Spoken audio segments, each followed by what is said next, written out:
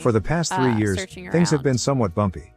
I understand that our kids are at an age where they require a ton of our attention and resources with school, band, club sports, and other extracurriculars, and I'm aware of the physical and emotional toll that can have on marriages. However, for these past 3 years, my wife and I have had very little intimacy and very little sex, and we've been trying very hard to work on that aspect of our relationship. This past year has been the most difficult and by far the darkest year in our marriage. We didn't talk very much. We essentially became roommates co-parenting our kids under the same roof. It was very depressing and very demoralizing. It was to the point where we began contemplating divorce, and it became very dark and gloomy in the household because of that. We began seeking help with both individualized therapy and couples therapy, and it seems to have helped some. Little by little we started to get along and started to have deeper conversations about what our marriage looks like and what we would love for it to look like. This is where it gets tough. As time passed, my wife started to tell me she no longer was in love with me, and that she only saw me as a best friend. That she only loved me in a very platonic way. And this was one of the main reasons she didn't have any desire for intimacy and let alone sex. This was very shocking to me, and quite frankly, I was devastated. I became angry and depressed, and I couldn't fathom the thought that I was no longer wanted or desired by the person I felt completely in love with. Things began to deteriorate again, and not long after, we were back to square one. I sat down with her one afternoon and had a heart-to-heart and began to ask questions about where the root of this problem lies, and her answer was, "I don't know," and that, "I have built up resentment towards you, but I don't know where it stems from." As you can imagine, this provides very little to no insight into how to approach this. I'm puzzled, I'm frustrated, and I do not know what to do at this point. Currently, we've arrived at a place where she says that she has no sex drive and no desire for intimacy or connection. She says that all she wants is simply companionship, which basically means our co-parenting roommate dynamic. I asked her what I could possibly do, or what is it about me that is so unattractive or undesirable, and her response is always, "I don't know." She stated that she does love me, but it's not the same. That she has been feeling disconnected for years, and that our marriage just takes up too much work. Her focus is only the children for now, and that my co-parenting contributions are meaningful to her in our home. I'm at a loss, and I'm mainly venting about my frustration. It's tough to realize that the person you love has no feelings for you. I feel like at this point I'm only here to contribute financially and as a parent. I feel like what she means with companionship is that she's comfortable with the convenience of having a good father for our kids and my financial contribution to the household. In regard to intimacy and/or sex, she basically told me that it's not something she's interested in or wants at this time. She mentioned that the only way to get to a point for any of that is to be intoxicated, which is incredibly awful and very wrong. I told her I do not think forcing herself to have sex or be intimate by drinking or smoking is good, and I declined to be a part of that, which to my surprise, it upset her and made her more distant. We're both extremely honest and transparent. We've never cheated on each other, and we are always free to look through each other's phones, emails, socials, etc. And we hardly ever do. I asked her if there was someone else, and she declined. Honestly, I believe her. We then peacefully went through each other's things, and as expected, it was clean. We've always been very forward, even with the hard topics, so I don't smell or feel any foul play or infidelity. Am I wrong for declining to only be intimate or have sex when she's intoxicated? I'm firm on my stance of not partaking in this only when I'm high or drunk sex, because it doesn't sit well with me. I do not know how to help our situation, and I'm starting to become a bit anxious and desperate. We're both fairly young and healthy individuals and good looking. We both have good standing careers and are good parents. I'm just not sure how our lives could have driven us to this point. I'd love some outside perspective on this matter and some insight on how to address something like this. It feels so awful to be unwanted and undesired by my own spouse. I hate it. My wife of 15 plus years is no longer in love with me and doesn't know why, and now says she can only have sex while intoxicated, or I need to settle for a platonic sexless marriage, and she doesn't know why that is, but it is what it is, and I'm in need of insight or advice. Relevant comments, missing reasons. Commenters looked at his history and found they were swingers. We did some swinging in the past. That was fun for some time. We mutually decided to stop doing it, and we have established it's not the case. When we were swinging, however, our marriage seemed to be in a good place. This is something we did disclose with our couple therapist and made sure to include it to make sure we're not neglecting an obvious potential issue. I will say, I did ask my wife if what she experienced during swinging is something that is affecting her view on our relationship, and she said it wasn't. Our swinging experience was always together, and it was very sex-driven. Nothing really emotional or poly. Truth is, I have to believe her at her word. I have no reason to distrust her. To date, She's always been very forward and never afraid of dealing things head on, no matter how painful. If this is a consequence of swinging, this issue existed long before the lifestyle. I agree that swinging wasn't a solution in the end. Never was meant to be. It was more of discovering or exploring if she felt any different. If that was the case, we agreed we would talk about it, and if we arrive at the conclusion that myself is the problem and she has no problem with other men, we would part ways amicably. However, this wasn't the case. She didn't like sex or intimacy there either. She was very much in control of that whole swinging situation. And yes, I went along with it. What gives? It felt very organic, and it was her effort, if you will, to discover more and learn more about our current issue. I saw it as a means of learning if I'm the problem and was very much ready to accept that. It turns out it wasn't the case. 6 years of misery sound awful. I would very much hate that. OP on if this started when the swinging ended. Finally, a comment on the swinging topic with actual insight.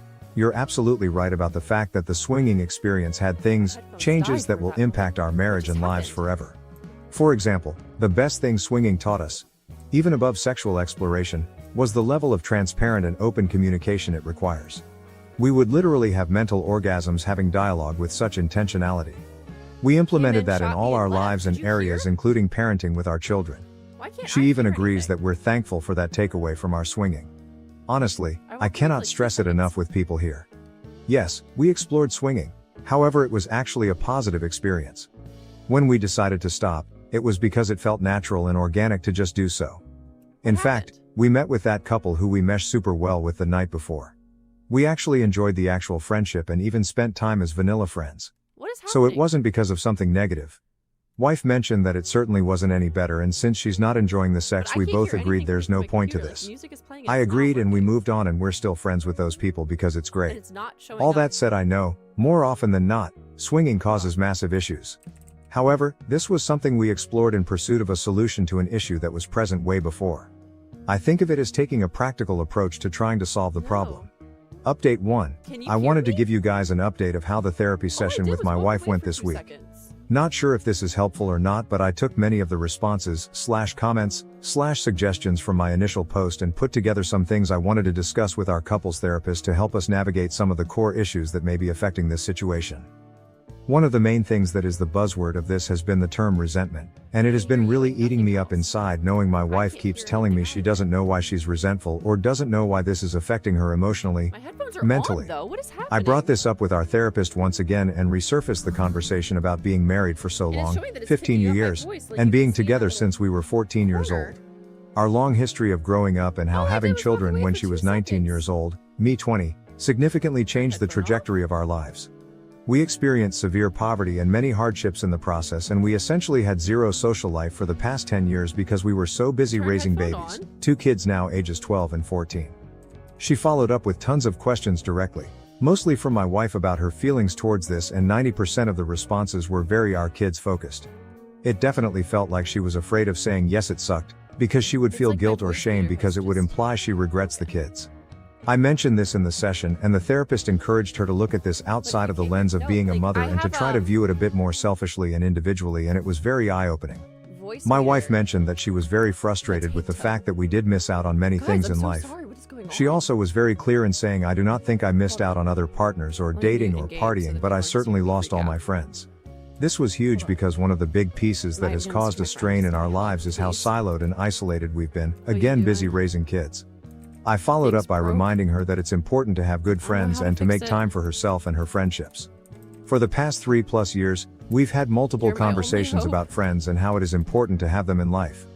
Especially when you have similar peers that can help in many areas of life that perhaps we have no experience navigating, and even simply for enjoyment. It has always been something my wife avoids, even though she's always been someone who needs that external stimuli. The main reason for her not investing in friends or even herself has always been the kids. Like I mentioned earlier in this post, 90% of the answers have to relate to the kids to some degree.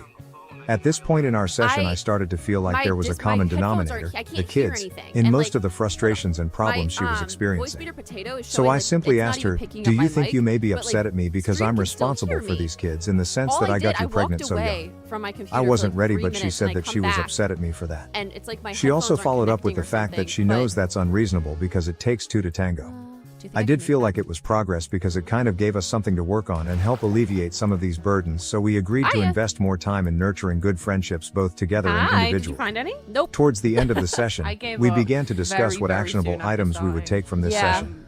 At this point, it was still all very ambiguous and blurry as to what the outcomes were. I was very direct and very forward in asking my wife what her plan is moving forward. Note, I had decided prior to the session that should my wife say the same thing about being a co-parenting roommate, that I would take the 180 approach and essentially do me. She started basically saying the same thing, that she doesn't have any desire to be intimate or sexual with me as of now, and that she loves me immensely and she feels bad for not being there for me, as mentioned in my first post. I also brought up the brief swinging that happened, to which for the 50th time said it wasn't a problem. I agree with her on this. This was something that was a mechanical approach for a solution to a problem that was very much in existence when we tried this. We both really have no issue with this. We know it happened. We tried it and mutually stopped and turned the page. I also brought up other life events that may cause resentment, and really we ended up not getting anywhere else as far as the root for resentment, which was discouraging. I then basically expressed to my wife that I will not be okay with that arrangement. I told her that I've really done everything I can and that this issue really has reached a point where it has nothing to do with me or requires me to do anything that I'm currently not doing. I was very direct and said that I will not be accepting this dynamic and that I need to be with someone who is actively involved in our marriage, works towards resolutions, and is very much interested in maintaining an active intimacy and sexual relationship. I expressed how I'm not going to be a convenience, and that there was more to life than being roommates and co-parents. I made sure she knows I love her dearly and that I do want this to work for the better. I also told her that I'm fully committed to this marriage so long as she is as well, and that if she wasn't, it's okay. However, I will not be a part of something where these efforts are not reciprocated. I told her I have no plans of leaving, and I do not want a divorce. However, I made it clear that if this dynamic continues, that divorce will be the only outcome. Of course, tears were involved and it was a very bleak and sad ending to the session.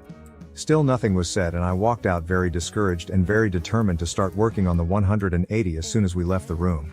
It's painful and very difficult because much of the 180 requires you to be very short and cold and transactional.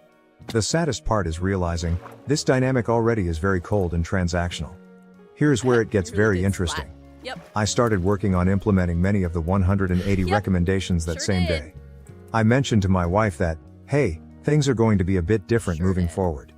I'm going to honor her roommate co-parent dynamic without reproach, and that it should be no mistake that I'm not happy here and I am never going to be okay with it, but I am done working on it if she wasn't going to work on it. She agreed and went to bed. I started to build distance and started to basically focus on myself. Very short and transactional. She asked for help on some of her personal things, to which I declined, and it really shocked her. She was upset, saying I was being petulant. I explained to her that she is now fully in charge of her own life and her own issues. We didn't talk all day and we only spoke when necessary. Few days I keep this going and she's very visibly upset and stressed. I typically react to that with gestures of help or nurturing, but I didn't this time. That night she was crying, telling me she's stressed and she thinks something is wrong with me because I'm indifferent. I simply listened, then I told her that this is the dynamic she proposed and that I'm simply, much like her, taking care of myself and focusing on myself.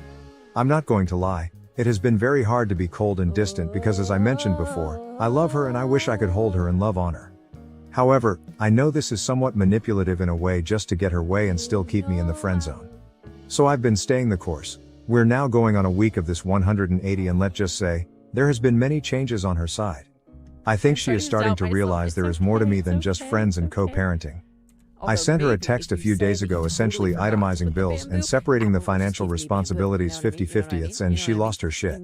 She basically told me it was out of left field, to which I responded, hey, friends go in 50-50, and as your friend I expect nothing less. This was very eye-opening because it gave me a glimpse of how I'm really taken for granted and how her level of comfort and convenience at my expense is really overlooked. I pushed through anyway and basically told her that this is the new dynamic she asked for and that it's still a bargain, because she would have to be 100% if she was on her own. I'll wrap up with this. While the 180 has been working in many different areas, I am still very much sad about the overall situation. There have been many eye-opening statements being said and realization that have not been pleasant to encounter. It has also sparked new energy and new efforts on her side as well. She's definitely seeking to talk to me more often, and while it's hard to turn down, I hope if things improve this continues to happen. I've also noticed that she's making more time for herself aside from being a mom, which is huge because she pretty much neglected herself for years. I'm very pleased seeing her be more herself. My hope is that as we work on ourselves, the marriage improves. There really is no telling at this point where this will go. We are very much cordial and amicable even to this day, and that's a very good sign. Boundaries are set and expectations are very clear, and I feel that no matter the outcome, I will be at peace with everything that has been done. We're still going to continue the couples therapist until we either rekindle our marriage or end up in divorce. I feel like having this unbiased third party really helps as a witness and as a guide through this.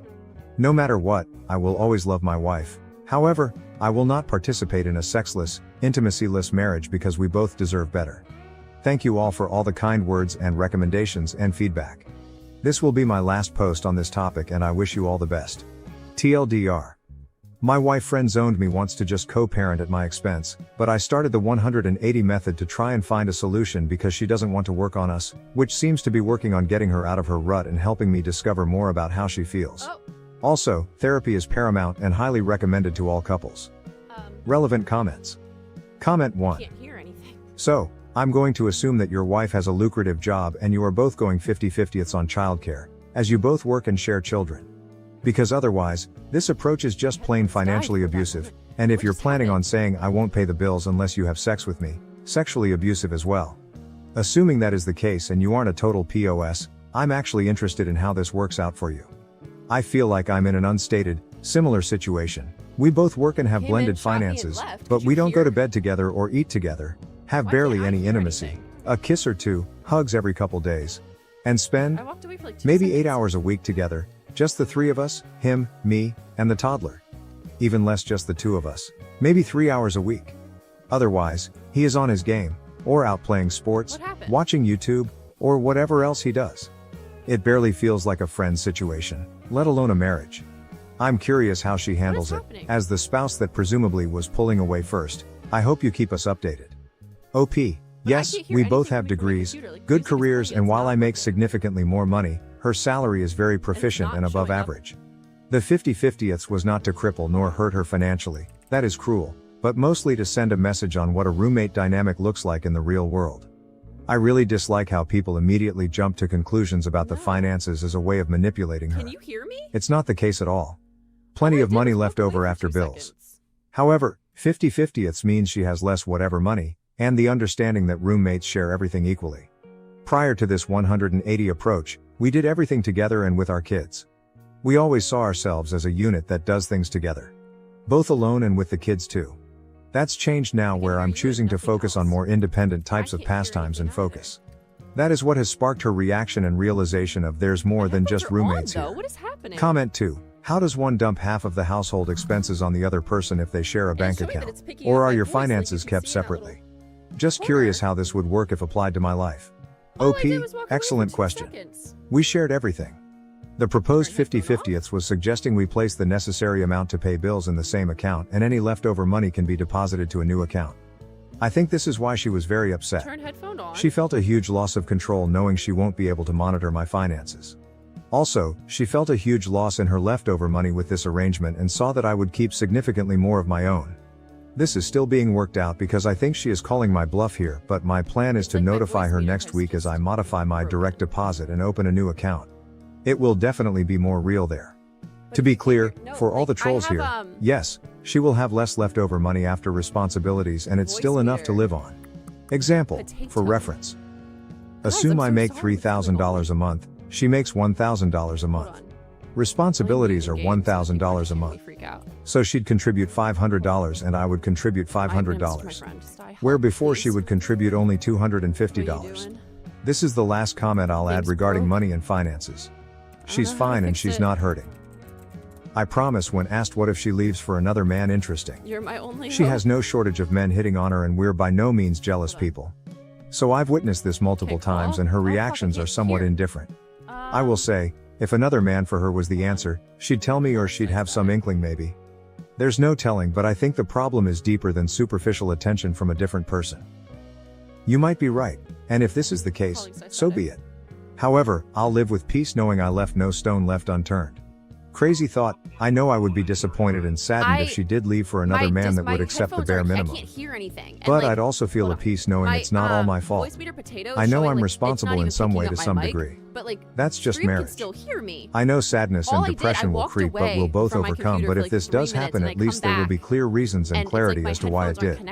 Also, I know for a fact that she wouldn't cheat. We're both very blunt, open and transparent. She would definitely tell me that she wants to step out on our marriage before it actually happens. As would I. We owe ourselves this respect for each other and we actively practice it. New update. Soon after starting. I debated for a long time on whether to submit an update on this matter. A few significant changes have taken place and I felt it would be good to not only share with you, but also to allow myself to process all of this in a uniform way. We're now almost 9 weeks in on the 180 method I mentioned I was starting, and it started to render some positive reactions from my wife. I explained in the previous post that she started to notice things that she previously took for granted, started to ask more about my whereabouts, and also started to notice I would go out with the kids more often without her, and she started to invite herself, to which I didn't decline. So much has changed, and it has changed for what seems to be for the better. This past Memorial Day weekend, my wife asked me if I wanted to go out for coffee because she wanted to talk to me about something. This was huge, because I can't recall the last time my wife asked to talk to me about something important. I must admit, I was very nervous and worried about what this could be about, and my mind was racing with the plethora of scenarios of what it could possibly be. Of course I agreed, and we took some time away from the kids to have this conversation at a local coffee shop. The talk was very constructive in nature. No, it's too loud. There was a ton of insightful information about herself that helped me further understand where she is in life, both emotionally and mentally. We summarized what the core issues we are encountering are, and she asked me for help. This is new, and I cannot tell you how excited I was to hear something so sincere coming from my wife, who for the last 2+ years has been absent. So after she was through sharing all her thoughts, I proposed a plan that I felt was right for us. This is something that I had been thinking about these last few weeks, and I was planning on bringing this up in a few months if I noticed that things were not changing for the better. This date felt like the right place to share it, since it goes hand in hand with what she talked about, and it also relates to the help she was asking me for. I started by first acknowledging her feelings and her concerns. I told her they are valid, and how she feels is personal to her, and that I care that she feels this way because I don't like the thought of her being sad or depressed. I also told her that my goal still is and will always be for us to reconcile and be the happily ever after we vowed to be for each other, and that my love for her is as strong, if not stronger, as it was the day we said I do. I continued the conversation by telling her how I felt about the whole situation, read my previous posts for details, and how it affects me every day. I also clarified some things that she mentioned she was feeling because I have been very distant and monotone, transactional, lately. I explained to her that I was very much trying to protect my feelings and emotions from the rejection and neglect, and that it wasn't personal. It was simply me safeguarding myself because I cannot control her, I can only control myself. This was a perfect segue way to the core of this approach, which is focused on self-accountability. I told her that for the longest time I was always working hard to make her happy and do things that I knew she enjoyed or wanted. However, I was always met with rejection and disappointment, which caused a load of stress on me. I explained to her that I had to make a change for myself. After all, I can only control myself and make the changes that I want for myself. I mentioned how I was starting to implement new habits and routines that help edify me, all while still executing all of our shared responsibilities, including parenting, finances, and daily living activities. I explained that the goal is to continue to improve myself both as a husband and father, learn more, and be healthier, among other things. She was very receptive to this. She told me that she sees what I'm doing and that she is proud of the changes she has seen. She also told me how she's starting to realize that she feels left behind and that much of the things that have affected her negatively are her own fault. Toward the end of the conversation, which was about 3 hours, there was a very high spirit of reconciliation in the room. I told her that my goal is to ultimately make this work. However, I was very clear that I was not going to live under the current circumstances. I told her that my heart wants her to be happy even if it means elsewhere, and that I also deserve to be happy myself. I also explained that I do not want our children to grow up thinking this was okay or normal because they deserve better as well. She told me she doesn't either. She told me she doesn't know what to do, to which I replied, let's set some clear goals. However, the goals will be for ourselves, not for each other. So here is what we established. We are in charge of our own happiness. The key here is that she's not responsible for making me happy, and vice versa. We both need to seek what that personal plan looks like individually. Also, we're both encouraged to include each other in taking those steps if we want, but it is not required. We are in control of our own individual lives and our own journey, This means we're both responsible for finding the resources necessary to grow, change and heal. We can definitely help one another when help is requested. However, unsolicited advice or help will not be rendered. We are responsible for communicating. This ensures nothing is left unsaid. If it was never brought up or discussed, it never happened. We're not mind readers and we need to take ownership when we fail to communicate. Make a list of needs and wants. This gives us both clear directions about meeting each other's needs. This also gives us a choice as to what we choose to do, compromise on, or decline to do. This list also will not serve as a checklist for accountability. We made it clear we would not be bringing this list up for the purpose of arguing. And it was up to the other person to use the list as a tool for growth, transparency or clarification.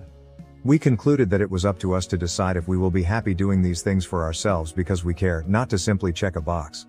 This was very important in order to establish long-term habits and not short-term band-aids, because you cannot make someone change or do something they don't believe is important. Established a deadline, Memorial Day 2025. At the end of the conversation, we concluded by setting Memorial Day 2025 as a hard stop to evaluate our lives and our progress. We agreed we would do this with the clear understanding that we will independently decide if we are happy here. If we determine we aren't happy, we will be getting a divorce. We would also both assume full responsibility for what happened should we get divorced. For example, if needs were not met, it would mean my partner chose not to meet them. This places full responsibility on each other in all areas. The whole process requires that if needs were not met, the next question should be, did we do everything to address this issue? If yes, then we will have a clear conscience of what transpired and know we left no stone unturned.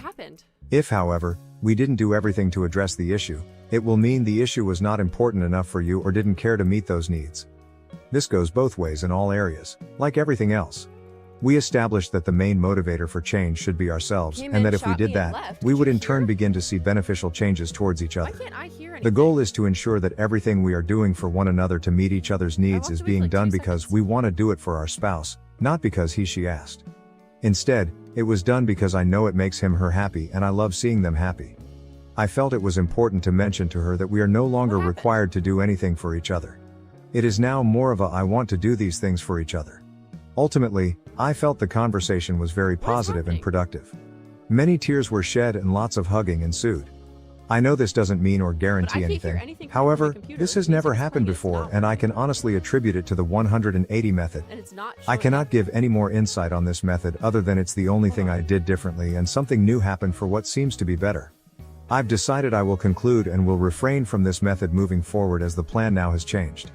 I'm planning to devote myself entirely to not only myself and my growth but to also work on her needs and wants because I want her to be happy by my side. She said and agreed she would do the same for herself. We agreed we would help and build each other wherever we request for it and that we will be approaching this as a team. As of today, some of the biggest changes I have noticed are her commitment to therapy and mental health. She is taking some antidepressants that are helping her. She is also more confident and in a far better mood more frequently. We have started to explore more ways of intimacy in multiple areas such as physical touch and words of affirmation. Sex is starting to make an appearance, which is exciting. Side note, sex was very awkward to start when you've been abstinent for so long. We've also started to work out together, which is great, and have lost weight, which is also very exciting. Overall, communication has improved, and I cannot wait to see where this leads. I hope this helps someone out there. I'm still very much interested in your feedback and thoughts on this. You all have been a huge help in giving me hope and insight into this tough journey. Trolls aside, many of you have really been instrumental in my journey both emotionally and mentally. I will not be providing any more updates until Memorial Day next year. I think it's now time to keep focusing on myself and start working on all the new opportunities that hopefully will arise with my wife. I wish you all the best in life and your relationships with those you love. TLDR, our marriage took a turn for the better after the 180 method and we're now working on ourselves, each other, and rekindling our marriage. We also set a deadline for next year to either remain together or get divorced. Thank you for watching. If you haven't subscribed yet, please do so and hit the notification bell to stay updated with more shocking real-life stories happening around you.